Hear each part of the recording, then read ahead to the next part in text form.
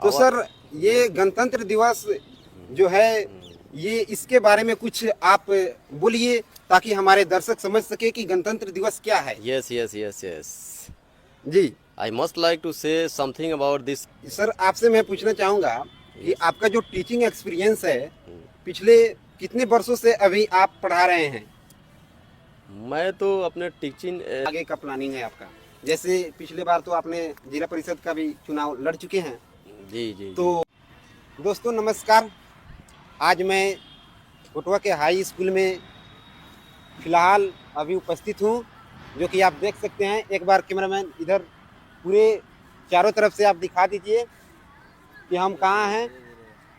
तो दोस्तों आज मैं बात करूँगा बहुत ही अहम मुद्दे पे, जो कि आज 26 जनवरी भी है।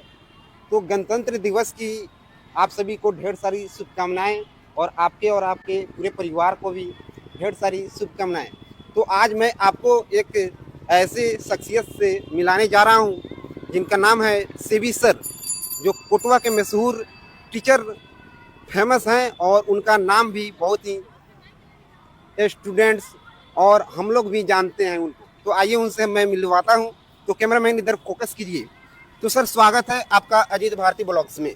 बहुत बहुत धन्यवाद आपको भी जी और आज बहुत खुशी की बात है कि आज हम लोग अपने देश का गणतंत्र दिवस मना रहे हैं और आपके इस चैनल के माध्यम से मैं अपने पूरे देशवासियों को आज गणतंत्र दिवस की हार्दिक शुभकामनाएं और बधाई देना चाहता हूं।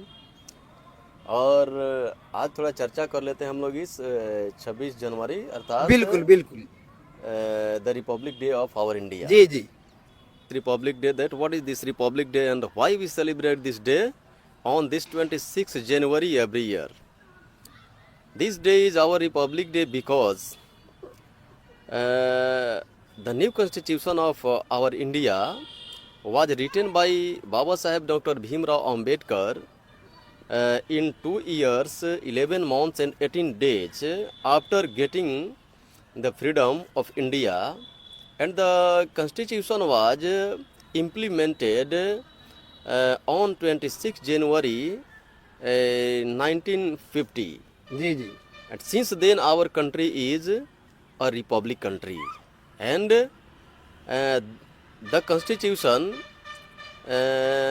gives us a lot, gives us our duties and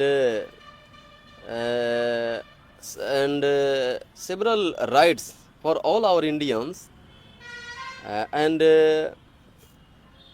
our own freedom and our own regulation, and that with that regulation rules and regulation we have to spend our lives and we have to try to make our country a developed country. जी And the matter is now that how can we make our country a developed country. Sir teaching experience में समझिए तो 2012 से यहाँ कोटवा में जी शुरू किया हूँ और अभी तक हूँ। बीच में मैंने यहाँ कोटवा 13 जिला पार्षद क्षेत्र से चुनाव भी लड़ा 2 बार, एक बार 16 में लड़ा, फिर 2021 में भी लड़ा। और उस दौरान थोड़ा सा कोचिंग मेरा डिस्टर्ब हुआ, बैच नहीं चल पाया क्योंकि मैंने ज़्यादा ध्यान अपने चुनाव में दे दिया।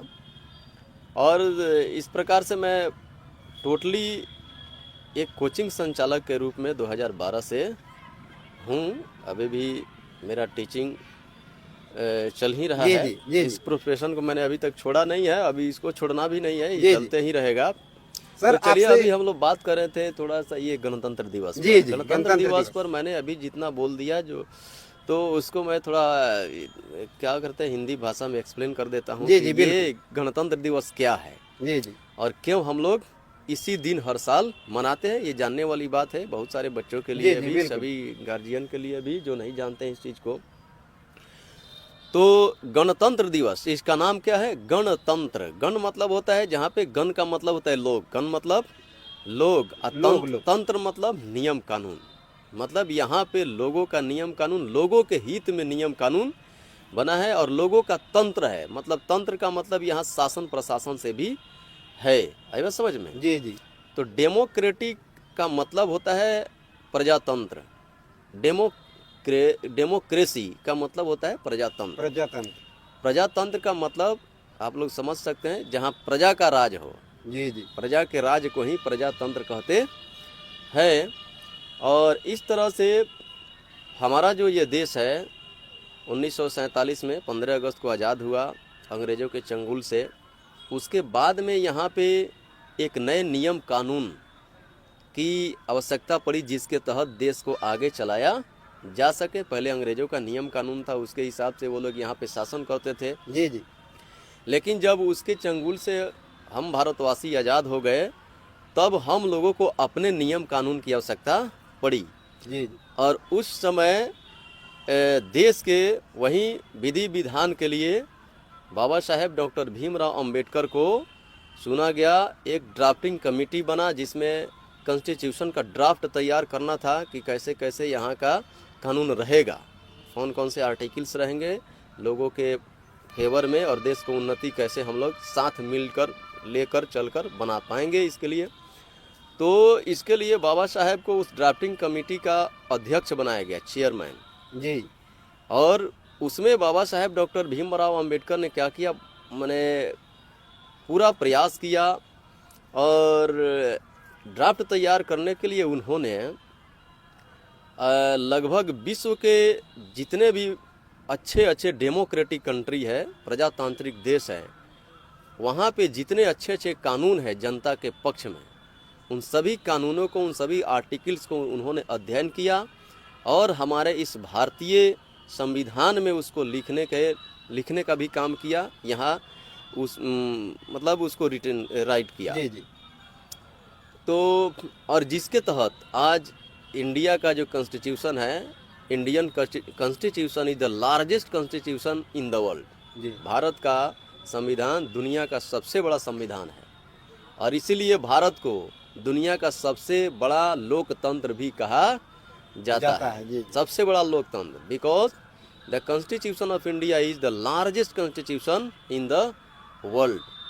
और उसको बाबा साहेब डॉक्टर भीमराव अंबेडकर ने लिखा। और उन्होंने लिखा तो पहले हमारे देश में, आप सभी जानते हैं, थोड़ा सा था, कुरीतियाँ कुछ थी यहाँ पे सोसाइटीज़ में, पुरानी परंपरा, रीति रिवाज, जाति पाति, ऊंच नीच, छुआछात, इससे लोगों ने, देश के लोगों ने इसके खिलाफ, जो बुद्धिजीवी वर्ग के लोग हुए, उन लोगों ने आवाज़ें उठाई और इसमें सुधार हुआ। और कुछ जो लकीर के फ़कीर लोग अभी भी देश में हैं, जो इस चीज़ को लेकर चलते हैं, जो बात से नहीं समझने वाले हैं, उनके लिए कानून भी बने कि यहाँ के जो सभी जनता है, देश के आम से लेकर खास तक, हम सभी को क्या समझना है, अपने आप को एक इंडियन मतलब भारतवासी ही समझना है। चाहे हम किसी धर्म के हो, किसी जाति के हो, हमारा रंग चाहे कैसा हो, रूप चाहे कैसा हो, चाहे हम स्त्री हैं या पुरुष हैं, चाहे कॉमन जेंडर है, चाहे क्या बोलते हैं, यहाँ के आम भाषा में लोग कहते हैं छक्का है या है, मतलब जी। ना हमारे यहाँ कोई लिंग भेद है, ना कोई रंग भेद है, ना कोई जाति भेद है। ये बात समझ में? जी जी। और इस तरह से हम सभी मात्र एक क्या है, भारतवासी है। जी जी। और हम सभी भारतवासियों का ये सोच भी है कि हम सब भारतवासी हैं। अगर देश पर कोई खतरा आती है तो हम सभी भारतवासी क्या हैं, वो खतरे से निपटने के लिए अपनी जान देकर भी उस खतरे से जूझने के लिए हम लोग तैयार रहते हैं और इसके लिए हम लोग सदा रहेंगे भी। तो अब जानने वाली बात यह है कि हम सबको मिलकर क्या करना है, देश को उन्नत करने का जी जी। काम करना है। तो देश को हम लोग उन्नत कैसे बनाएंगे, जी जी, ये अच्छी बात है और बड़ी बात है। देश को उन्नत बनाने के लिए हम लोग क्या कर सकते हैं, दो तरह से देश को उन्नत किया जा सकता है। जी जी। एक, अगर स्वयं को भी कोई आदमी उन्नत कर लेता है, जैसे अपना घर परिवार अगर अच्छा से कमा के चला ले रहा है, तो समझिए कि एक तरह से वो देश की ही भलाई कर रहा है, क्योंकि उस परिवार को कम से कम सरकार को चलाने का टेंशन तो नहीं है। जी जी। अगर हम कमा कर अपने स्तर से अपना मकान बनवा ले रहे हैं, तो सरकार को हमारे लिए इंदिरा आवास की जो भी राशि है देने की आवश्यकता तो नहीं पड़ेगी। जी नहीं। तो सरकार हमारे लिए तो उतना बच गई, जी जी। है कि नहीं है। अगर हम अपना भोजन पानी अपने से चला ले रहे हैं कमा कर, तो सरकार को जो हमारे परिवार के लिए राशन देना है, अगर हमारे फैमिली में 6 आदमी हैं तो 6 पचे 30 किलो राशन सरकार का तो बच जाएगा, अगर हम अपने से कमा कर बिल्कुल बिल्कुल। अगर अपना भरण पोषण कर ले रहे हैं। तो इस तरह से अगर कोई भी व्यक्ति, कोई भी परिवार अपने से अपना भरण पोषण अच्छा से कमा कर ले रहा है, तो एक तरह से वो भी सरकार की मदद, देश को उन्नत बनाने में वो मदद कर रहा है। जी जी। और दूसरी तरफ से क्या करते हैं हम लोग, कैसे मदद कर सकते हैं? एक तरह से हो गया कि सामाजिक रूप से हम भी संपन्न हैं और हम अपने समाज के संपन्नता के लिए भी कुछ हम कर रहे हैं। अगर हमारे पास आर्थिक संपन्न है हम, तो हम आर्थिक सहयोग करके आगे बढ़ाएंगे। शिक्षा से संपन्न है तो शिक्षा को प्रसार करेंगे, फ्री एजुकेशन करेंगे, गरीबों को फ्री में अगर हुआ पढ़ाने के लिए तो फ्री में पढ़ाया जाएगा। कलम कॉपी नहीं है तो उसको भी सपोर्ट करके अपने स्तर से देकर उसको शिक्षित करने का काम किया जाएगा। ये तो सरकार भी करती है काम, इसके लिए बहुत सारी योजनाएं सरकार चला रही है। आजकल तो सरकार स्कूल में समझिए कि बच्चों की हर तरह की सुविधा भी दे रही है, ताकि सभी बच्चे पढ़े लिखे शिक्षित बने, हमारा देश शिक्षित बने, हमारा राज्य शिक्षित बने, गांव समाज शिक्षित बने, देश दुनिया में नाम करें हम लोग। तो सरकार भी कई तरह की योजनाएं चला रही है। फिर भी अगर कोई बच्चा छूट पड़ जाता है या किसी तरह की किसी को सहयोग की गरज है, तो सामूहिक रूप से हम लोग उसको मदद करके भी क्या कर सकते हैं, अगर उस समूह को आगे बढ़ाते हैं, किसी समुदाय को आगे बढ़ाते हैं, तो भी हम क्या कर रहे हैं, अपने देश को ही आगे बढ़ाने का काम कर रहे हैं, देश को संपन्नता की ओर ले जा रहे हैं।